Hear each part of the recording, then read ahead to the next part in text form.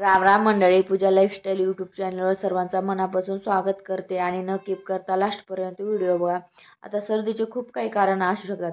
कसं वातावरणामध्ये बदल झाला तरी सर्दी होऊ शकते, किंवा आईच्या खानपानामध्ये बदल झाले तरी सर्दी होऊ शकते, किंवा घरात कोणालाही सर्दी वगैरे झाली तर बाळाच्या संपर्कामध्ये जर आले तरी सर्दी होऊ शकते. खूप काही कारण असतात वेगळे. तर हे घरेलू उपाय केले तर म्हणजे सर्दी पण कमी होते आणि कफ वगैरे पण कमी होतं. कसं आता आपण वारंवार बाळाला हॉस्पिटलमध्ये नाही नाही नेऊ शकत, आणि बाळ कसे नाजूक वगैरे असतात, तर मग नेहमी औषध वगैरे पाजवायचं हे चांगलं नसतं. त्याच्यामुळं मग हे घरेलू उपाय खूप छान आहे, मी नेहमी असंच करत राहते. तर तुम्हीही ट्राय करा आणि मग मला कमेंट करून सांगा की कसा वाटला व्हिडिओ, आणि कसं उपाय आहे, छान आहे तर कमेंट करून सांगा.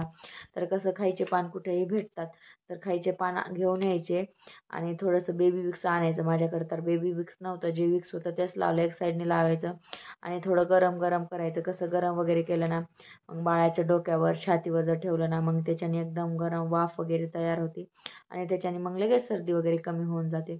तर मी नेहमी बाळाला असंच करते. मग कसं, आणि मोठ्या मुलालाही हे उपाय जर केलं ना, मोठ्या मुलालाही जमतं, कारण की मोठ्या मुलालाही खूप सर्दी वगैरे होती नेहमी. तर मी बाळाला मग नेहमी असंच करत असते.